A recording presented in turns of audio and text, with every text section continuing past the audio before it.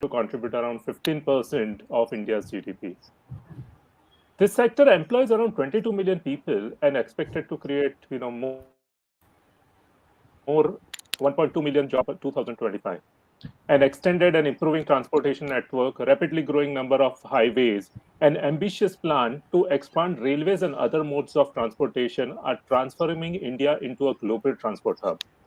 Use of technology and innovation will be a key for this successful future of the logistics sector.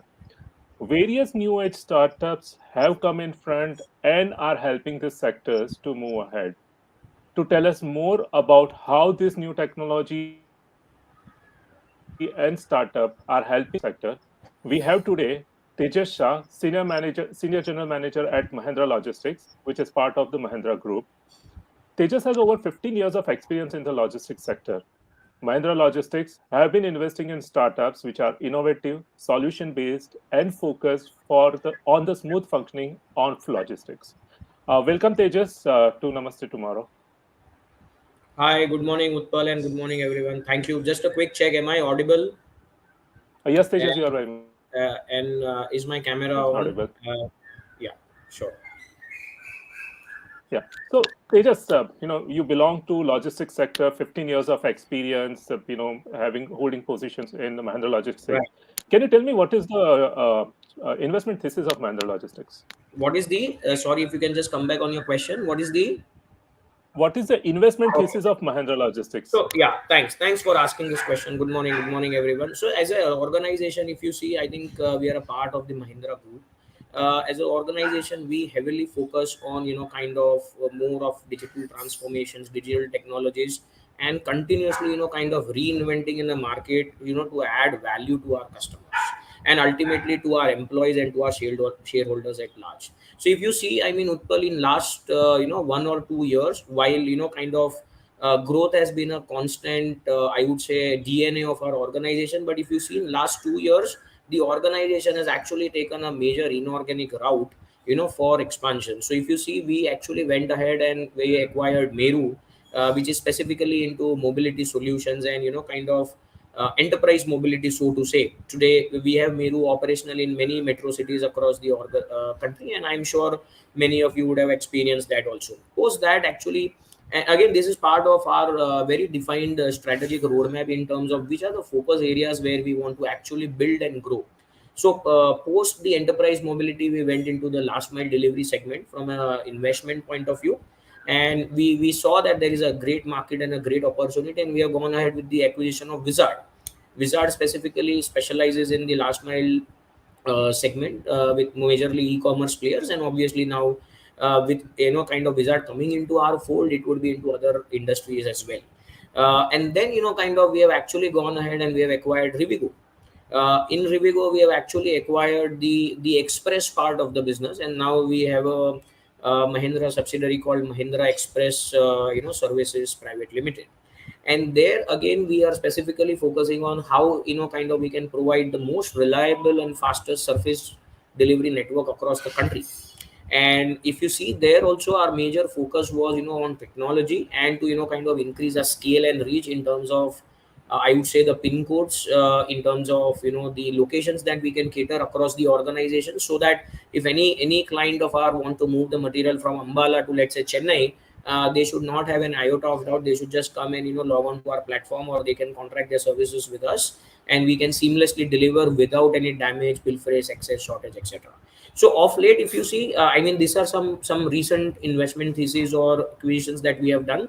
But in past, if you see historically, from the time at least I have joined, we have gone ahead and we have acquired a freight forwarding company called Lords, and we are doing a lot of work over there. And I think pandemic has really kind of disrupted many businesses, but at the same time, it has also opened up multiple opportunities, so to say, on a global front. And if you see, traditionally speaking, most of the large 3PL organizations across the globe, be it DHLs or Sivas or Pune Nagars of the world, they have a good amount of share of their revenue coming in from freight forwarding as well. So that was something that we did in the past. Post that, we had also gone ahead and we had done a joint venture with a company called IVC Logistics. Now that is specifically a joint venture for outbound transportation specifically into the country, specifically for kind of movement of finished vehicles like two-wheelers, three-wheelers, four-wheelers, so to say, both for Mahindras and non-Mahindras. So broadly speaking, I think as an organization, we are kind of continuously focusing on reinventing ourselves so that how we can add value to our clients by kind of either I would say building it from within, or kind of getting the technology from the market. At the same time, from 2013 till date, we have also invested, I would say, heavily around the tech stack and the solutions. So primarily, we have two very big platforms, kind of which are our engines for our growth when it comes to our, supporting our core businesses around transportation and warehousing. So we have a complete transport management suite and a warehouse management suite available with us, and on top of it, then we are building layers of technology. Right. So it's a big logistics player. I believe, Yeah, first mile to mid mile to last mile, tech, everything. I think so. Whatever within logistics, you have a player out there. So my absolutely. next question is, a logistics sector is quite complex. As I just mentioned, first mile logistics, mid mile, last mile, coupled with tech and other solutions. Where do you really see the major play happening right now and going forward? Okay, thanks. I think that's a very great question. In fact, so if you see, Utpal, and if I mean, this is what we mentioned in our annual reports also. I think as an organization, kind of we have our, I would say, purpose very clearly being defined, which is accelerating commerce and empowering communities to rise. And we have our long-term strategies, long-term roadmap very clearly defined. So, as a part of our strategy roadmap, we have defined at this point in time the end markets where we want to, kind of operate and play, where we see a significant runway or attraction from a growth perspective. So, if you see, certain industry verticals that we have chosen to operate are primarily automotive, because that is where kind of we started by providing a services to a parent group, which is the Mahindra Group. Of course, we have seen discrete manufacturing, and so to say, the engineering sector as a very big sector for us, wherein we can provide a range, I would say, a bouquet of services around logistics. Integrated logistics is what we call to our clients. Of course, what we see is FMCG is a very important segment for us, and coupled with that, the e-commerce sector. So, broadly speaking, these are the sectors that we are looking forward to. And other than that, as I mentioned earlier, we I mean, from start, we actually also are into mobility services sector as a business, and it's a huge market. It would be a market of more than 15,000 crore in an Indian rupee perspective. So that is also an area where we want to provide kind of mobility, enterprise mobility solutions to our clients, primarily in ITES. Initially we were more of B2B. Now we are trying to get into B2B to B2C as well. So these are the end markets where kind of we have chosen to operate in. But as a very structured process, we continuously kind of evaluate our strategy in line with the current environment, and kind of we calibrate on that. Right. So Tejas, my next is, while we are seeing the logistics sector growing, from one pole to another, I think so it's a growth journey, and new age startups are also equally contributing to this growth. So where do you see, how their contribution is coming up, and any specific area where you see, those startups are actually, playing? Absolutely. I think that's a good question, and I think uh, as you rightly said, I mean, let me tell you, obviously the logistic sector is growing a lot, and obviously everybody would be reading about it. With the advent of e-commerce industry in last kind of 5 to 10 years, and kind of we all know what level of I would say digital proliferation which has happened into the country, courtesy the smartphones and the data, and obviously everybody resorting to a new way of experiencing how do you actually buy your product and services. And again, COVID has only accelerated that. So now when it comes specifically to the overall, I would say, logistics industry, I think if you see one data point which is kind of widely spoken across all the media channels and also in all the forums, is our logistics cost as a percentage of GDP.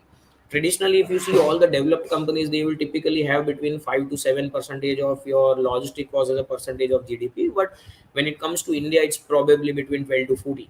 Now I mean, while this is an opportunity, while on one side, as you rightly mentioned, the highways network are growing, the ports are growing, kind of people are accelerating the way in which actually we deliver the goods and shipments to the dealers, distributors, CFAs, and also the retailers.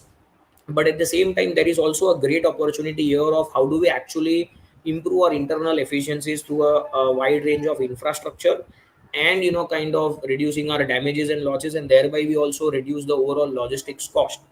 So I see a huge opportunity for the startup, specifically when it comes to logistics supply chain. For us as an organization, we look at startups which are having a huge amount of focus on AI and ML. Obviously, we look at startups which are having a huge amount of focus on IoT.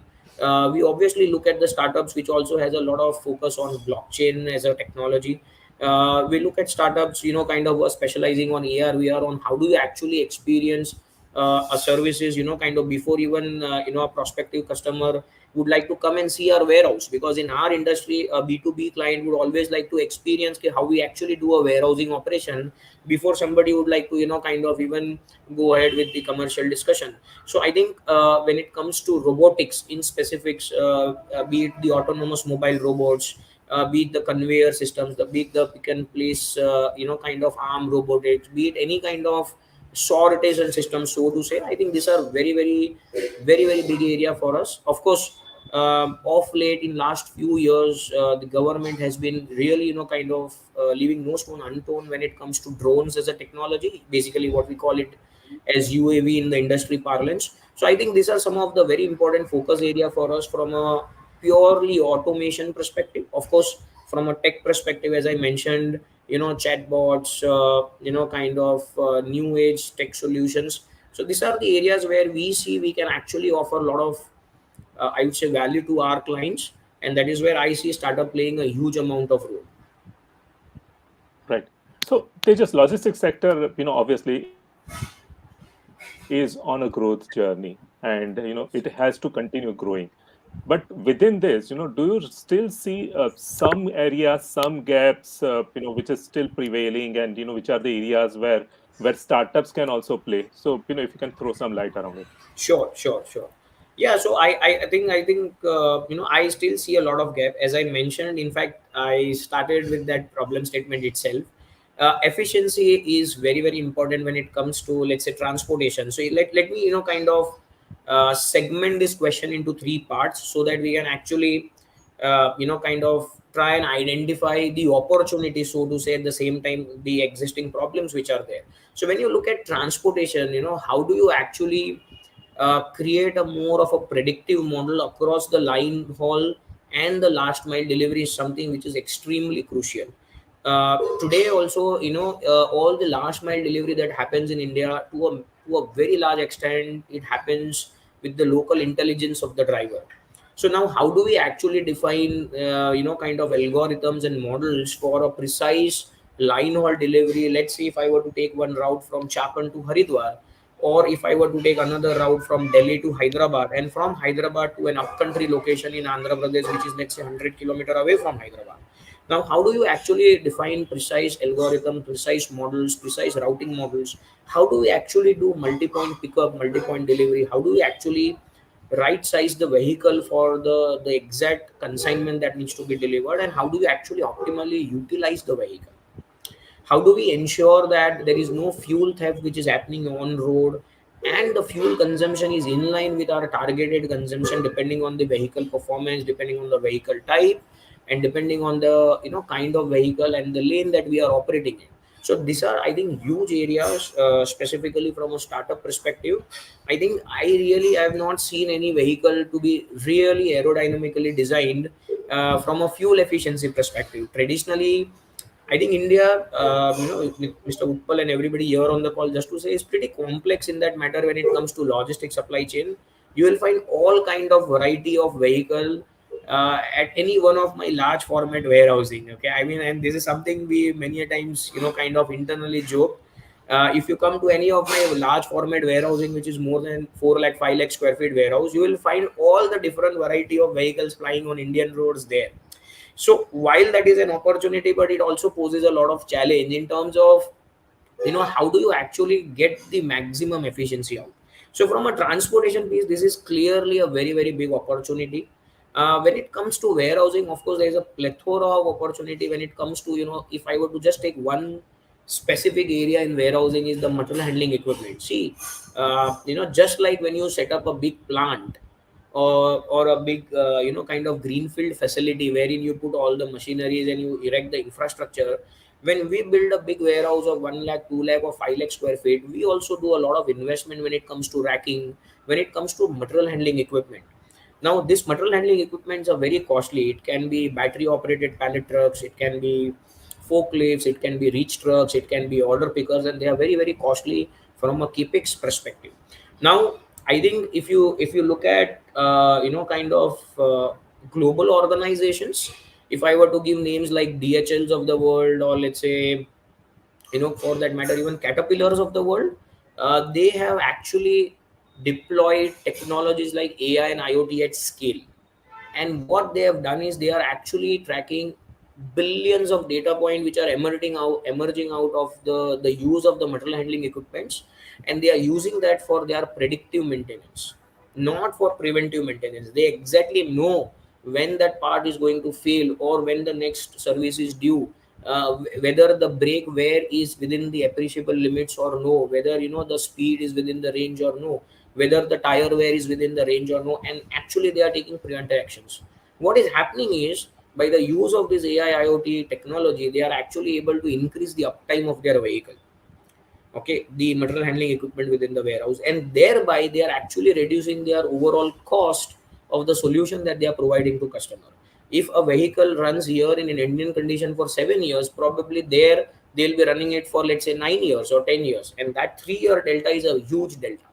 So I think these are some of the areas when it comes to warehousing. Of course, there is a huge scope when it comes to warehousing for, let's say, AI as a technology. Because in warehousing, all you do is, basically you receive the material, you store the material, you pick the material, and you dispatch the material at a very fundamental level. Now, how do you actually use the AI technology to completely disrupt all the manual operations? I would also couple that with OCR, which is optical character recognition. And how do you actually disrupt all the manual operations to unlock the efficiency and thereby add value to the customer? It is obviously a very, very important focus area from a warehousing perspective. Of course, we have done a lot of deployment of all these things, and we also done a lot of deployment of AR VR. Now we are using AR VR to kind of actually skill our people on the shop floor, so that they don't kind of create any unsafe act and unsafe incidences on the shop floor. And we are trying to avoid all the kind of unsafe conditions by design. So, for example, if there is a big infrastructure of 5 lakh square feet warehouse, we want to ensure that there are no unsafe conditions. And we are skilling our people through the use of AR, VR technology, be it for last mile delivery or be it for warehousing. So, I think these are some of the very important, I would say, technology areas that I spoke about. Of course, big data analytics, GPS, drones, these are all emerging simultaneously. Right. So there's just one more area, and I believe, considering India, most of the agricultural produces are transported on a daily basis. Also, the FMCG goods. Where do you see the whole cold chain logistics moving? Are they, keeping the pace, or you still see, a lot of gap in the cold chain logistics area?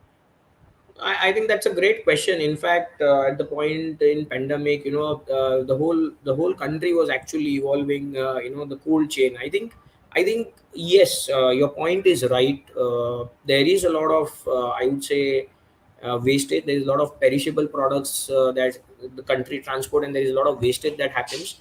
Cold chain logistics still has to evolve, I would say, to the extent the scope which is present in the, or I would say, the country.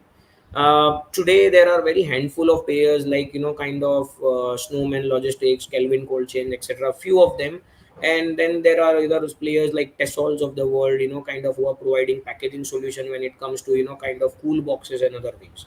I think there is a huge opportunity, and with the advent of technology and e-commerce, this is only going to increase, because now everybody wants kind of the I would say the product or the technologies or the solutions to be delivered at their doorstep, and it is only going to increase. There is a huge scope when it comes to cold storage warehousing and also cold storage transportation. Today, what happens is, people store their products in the cool box, in a reefer vehicle, it will transport, and then there are major issues around the temperature control. Specifically, because you touched upon a point on pharma, within pharma, while we have many clients in the pharma industry, there are many products which require certain degree of temperature control, let's say between 2 to 8 degree, and that too, kind of when the transit time is 7 days from, let's say, Bhiwandi to, let's say, Jammu. Now, how do you ensure this is also a challenge today, because that infrastructure is not available. Right, right. So I think so. Cold chain, you believe it has a huge potential. And not just in terms of pure logistics, but also in terms of technology, which will actually ensure the whole temperature maintenance, because that's the key in the cold chain logistics. Yeah, So absolutely. Tejas, related question. I think so. What you were just mentioning, the e-commerce, shaping up very fast. It's growing at an exponential, speed. Where do you see the whole e-commerce having an impact, and specifically,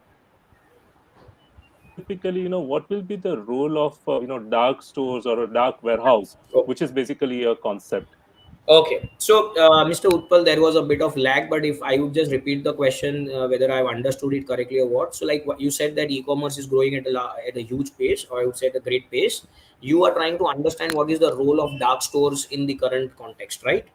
Okay, Absolutely. thanks, thanks. So I think I would have a mixed response to this, so to say, because we also operate dark stores, by the way, and we run a innovation accelerator program called Catapult, and we get many very very good startups, kind of who register the on our portal, and eventually through a very structured process, we kind of finalize a few of the finalists, and then we run a almost 4 month 5 month our cohort of the Catapult program. But when and as a part of that, we also learn a lot, let me be very honest, from the startups who are into this space. So I'll talk about my experience of last 2 years, where we have learned a lot, and of course we are also doing some amount of dark stores for our clients. I think it's a mixed bag for me, if you really ask me. I mean, the whole concept is that you bring, I would say, the goods and services very very closer to the end consumer. In that case, it can be you, me, and everybody here on the call, and you just simply, based on the order, replenish that kind of order immediately, kind of fulfill that order to the end consumer in the shortest possible time. Now, that is the whole overall thought process. Now, the problem today is that all the dark stores which are there within the city can be of ticket size of, let's say, 1000 to 5000 square feet. Typically they are all operated manually, right? Now, for a dark store to be really super efficient, the metrics have to work in terms of what's the demand in that region versus what's the investment we are doing. Today, it's a good concept. It is picking up, specifically from all the kind of players like Swiggy's and Zomatos of the world, or even Zeptos, and of course all the large e-commerce players. But I think where I see as an opportunity is, how do you actually completely automate the entire operation, rather than kind of driving it manually. Today, let's say, if you get, just as a ballpark number, let's say 10,000 orders in a particular catchment region of within 2 or 3 kilometer radius from where you are actually catering your customers from that particular dark store. Today, the way it operates is, kind of, people will build the dark store, you'll put the storage systems in place, and you will have all the people doing the manual picking and some small amount of warehouse management system. Now, it's a great concept. Basically, at the end of the day, what you are doing to your end consumer is, you are fulfilling your promise of delivering the I would say, the product or the services within, let's say, 5 minute, 10 minute, or 15 minute, whatever you would have committed. But I think somewhere at the back end, we are also increasing the layer of cost over there, because if it is operated manually, you obviously have the rentals that you any which ways have to pay, and if you are operating it manually, then you add layers of the manpower cost also. So I see that as a mixed opportunity. I think India has to uh, grow to a level where you actually put automated bots, where you have those kind of slender racks moving into the packaging areas. Kind of we have some bots which will pick the material, pack and keep it in an area, and the biker will simply come and pick the order and kind of deliver. So it's a great opportunity. It is here to stay. It is definitely going to grow, but a lot needs to be done from increasing the overall efficiency standpoint.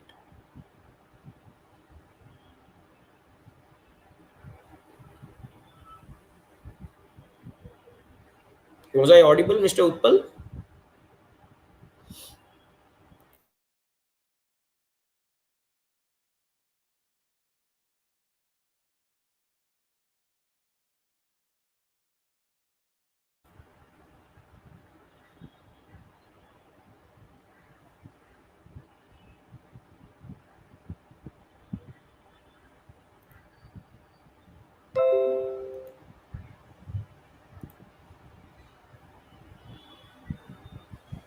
Yeah, was I audible, Mr. Utpal? Just a quick check.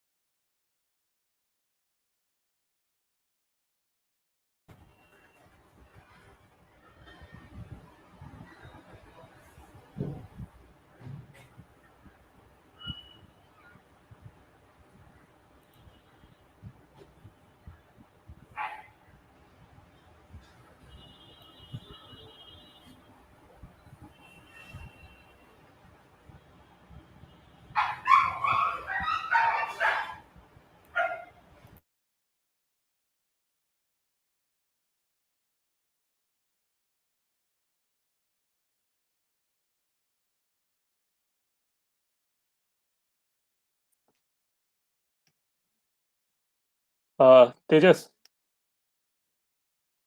Yeah, I'm there. I'm able to hear you, Mr. Utpal. yeah,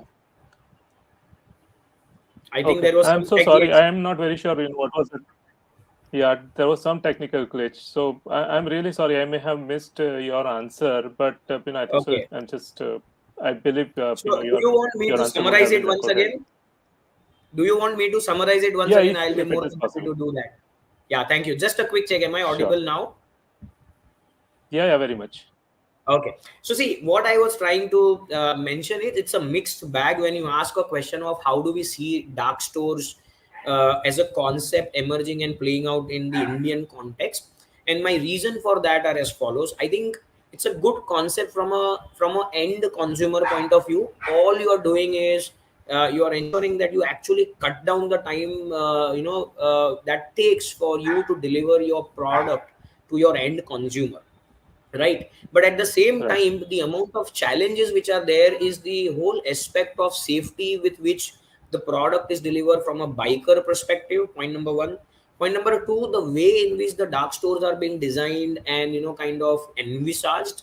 I think to get a facility of 1,000, 2,000, 5,000 square feet in a denser city areas itself, you might probably not get the infra, and because of that, kind of you might set up and start an operation and you'll just put some racking systems and operate it manually. So there is a layer of inefficiency that gets added, the way I see it very personally. and that's where kind of you build some layer of cost at the end of the day at a per shipment level that you and me order, and it is being kind of fulfilled by the logistics player. So I see it's a great opportunity, but there is a lot of stuff that needs to be done when it comes to the overall efficiency, planning, and standardization. I would rather say that if you want to set up dark stores, it has to be like McDonald's way of standardization. You go to any corner of the country, you will actually get a very standardized format. You will get the standardized machineries. All the staff would be trained and skilled, I would say, in a particular way. So I think if we are able to increase and jack up the level of efficiency within the dark store operations, and kind of I would say increase the level of output or throughput to an extent of 3x, 4x, 5x by through the use of bots, automated kind of storage and retrieval systems, and kind of how kind of the material can move to the person rather than person moving into the material. I think then that becomes a fantastic proposition overall from a scalability perspective, and that is where I see all the new age technology startups also playing a huge role over there. Right. Right. No, excellent. I think so. Throws up, another opportunity for startups as well as logistics sectors. So, Tejas, I put logistics, players on one hand, Sure. and I put, technology players, the startups on another hand. In your experience, how their partnership is currently shaping up. Are corporates, are logistic players more open to, accept new technologies, new startups, and where do you see this partnership going in next 3 years? Okay, okay. Thanks. I think that's a very, very good question. These are all my honest views in person. Now, let me first draw an analogy. Okay. I would say, I mean, there is of course, a great opportunity from my standpoint individually, and I obviously see a lot of opportunity. And I'll give two, three examples. See, in India, I primarily come from an automotive background. I worked for more than 6 years in Mahindra Auto and Farm sector, where I was actually designing trucks, vehicles, and tractors within that 6 years. Okay, I've developed engines as well. Now, something that really kind of is a paradox for me. It kind of it keeps on eluding me or confusing me always is the amount of technology or the investment that we are doing to develop a product. It can be any product. It can be an FMCG product or an automobile product, vis-a-vis the amount of technology that is being built to ship the product from an A location to B location. There is a stark difference. Of course, they both are different industry, but at the end of the day, if you have a Mercedes which is being developed in a great best in class factory in Chakan, which is obviously being inaugurated by the Prime Minister of the country, but at the same time you just have a very simple car carrier in which you are doing the logistics, and if in case if you find some damages, it is basically a dent into the brand image of the company in itself, right? So I think this is something which is there for whenever I kind of keep on visiting operations from almost last 10 years, this is something that I keep on questioning myself. So I see a huge opportunity for the new age technology startups or startups which are into the product development stage in for logistic supply chain industry. There is a huge opportunity wherein the corporates can actually collaborate with startups to co-create, I would say, solutions which can improve the efficiency or which can disrupt the way of doing the business. Okay, so this is something one as an example that I thought of giving. I think the another obviously example of next 3 years would be kind of see in logistic supply chain. Obviously, the core would always be of what's your technology platform and how efficiently you are able to fulfill the services. Okay, be it a warehousing solution or be it a transport solution. But I think the most important thing, the way kind of new segments are opening up, the way the country is becoming as a whole, there's a huge opportunity when it comes to warehousing, warehouse smart automation, when it comes to the whole aspect of vehicle design. As I mentioned earlier, I'm again saying, I mean, we have not seen a very nice styled aerodynamically designed vehicle from a logistic perspective. The vehicles are designed more from a perspective of what is going to be your load carrying capacity, what is going to be your engine capacity, and what is going to be your LBH to meet the regulatory requirements. But if you again go to developed countries, you will find vehicles also being designed from an aerodynamic perspective. So I see there is a huge opportunity in next 3 years for the startups to collaborate with larger organizations, because startups or any small company for that matter is actually focusing on one fundamental problem to be solved for, and they are having a backbone of technology or a product, so to say. And I think because of the nature of their organization, they are agile, nimble footed, and their decisioning is very fast. And the level of experimentation and kind of then fine tuning the product, that cycle is super fast. So I see a great opportunity over here, and that's the reason why Mr. Utpal and everybody here on the call, we have started with our catapult program called a program called Catapult, which is more of a innovation accelerator program, wherein we are harnessing the power of technology and new age products from the startups who can actually build industry leading solutions along with us to add value to our clients. Right. Right. So Tejas, I think so. The program is very clear. You have laid a complete, detailed plan as to how the technology, how the startups can play a pivotal role in the logistics sector. From your perspective, all the startups, new age startups who are developing any kind of a solution or the technologies, uh, you know, anything that you have as a suggestion for them as to how they can grow and simultaneously, how they can participate, with your organization as well. Got it. Got it. Thanks. Yeah, I mean, while as I mentioned earlier, for us also, we very clearly mentioned this in our Catapult interactions with the startup. Let me just give a little bit of background. We have started Catapult 3 years back. This year is going to be our third cohort. Till date, we have got more than 500 startups who have registered into our program. In Catapult cohort one, we had shortlisted 16 startups who had worked with us over a period of 4 months. In Catapult cohort 2, we had shortlisted 7 startups who had worked with us over a period of 4 months on very very specific use cases that we had given them in our industry verticals that we operate in, which are in line with uh, uh, the the speciality of theirs, and we had actually co-created solution. And out of this, in last 2 years, we have actually based on the results that we have been able to kind of achieve in this 4 month entire pilots and multiple runs of implementation that we have done, we've actually signed MOUs with 10 startups, right? And the purpose of signing MOUs is very clear of how we can actually further engage with them together to kind of fine tune that entire solution to kind of deliver value to our clients. And in the process, the startups can also kind of get benefited from we coming in as their one of their clients. Obviously we get added as one of their clients, obviously for our captive business, but we can also refer them to our own clients. And if I were to kind of give you some data point, I mean, more than 60% of the startups who have been working with us in Catapult, they have actually gone ahead and they have got massive rounds of funding because of the pilots they have done with us. And obviously all the details are actually available on LinkedIn on our Catapult page. Now this year we have got more than 100 plus registrations, and we have already finalized top 8 startups who will be working in different segments with us. Now, coming back to your question, I think the only advice that I would like to give, while why I gave this background, is that it's a two-way learning process. It does not mean that the corporates would know everything, but yes, my learnings and my reflections from last 3 years is the only advice I can give to the startups is what I have found many a times, and this is my very personal advice, is that the startups start with any focus on a product and a technology, and they say that, oh, I want to kind of focus on dark stores, let's say, as an example, that I am building a AMR, autonomous mobile robot, let's say a payload of 150 to 200 kg capacity, and I want to create a swarm of robots, and I only want to focus on dark stores. So that is good to start with, but be very flexible as you move in your journey, and try and explore the market, try and explore the end segments that you want to operate, and you never know that where is the blue ocean lying for you.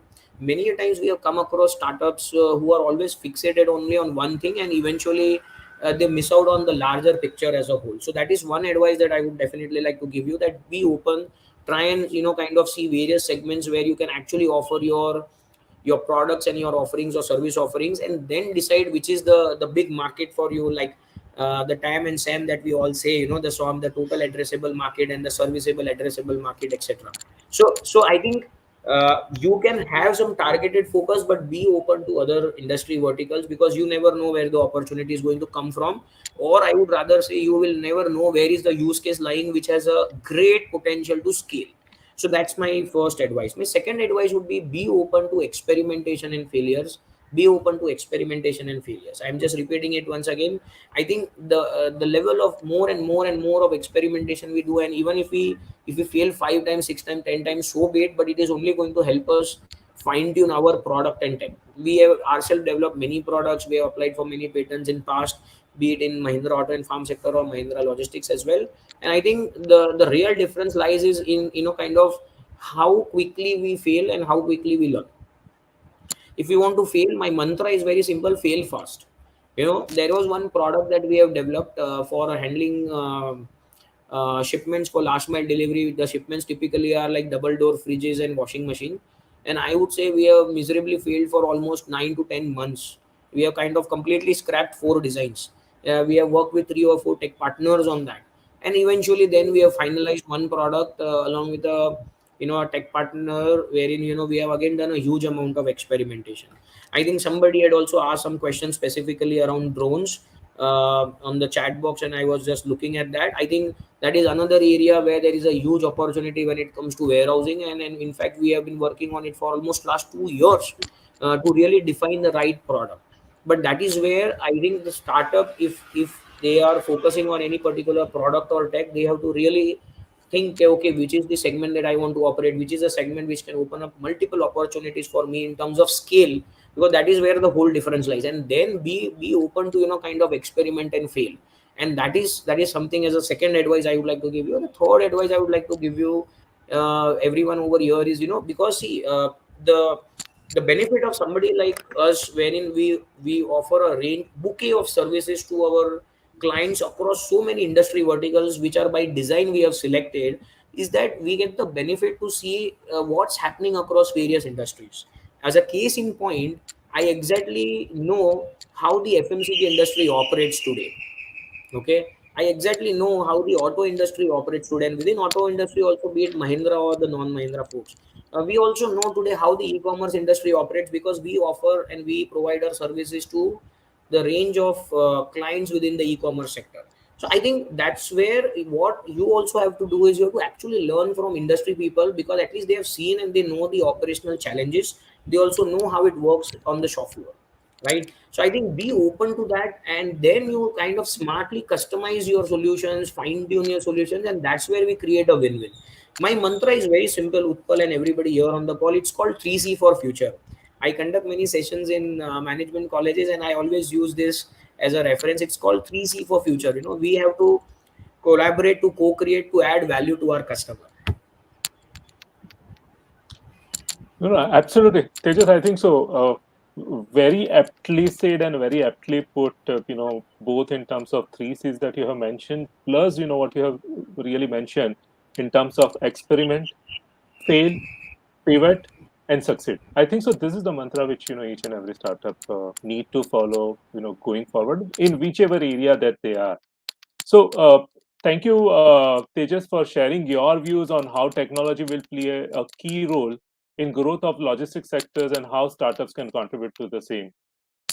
Thank you for your time today. Thank you for your contribution. I think so. It will go a long way for the startups, who are basically operating in logistics sector. Thank you, Utpal, and all the best to all the startups. And kind of, I am always there on the LinkedIn. Anybody wants to connect with me, I'm always there.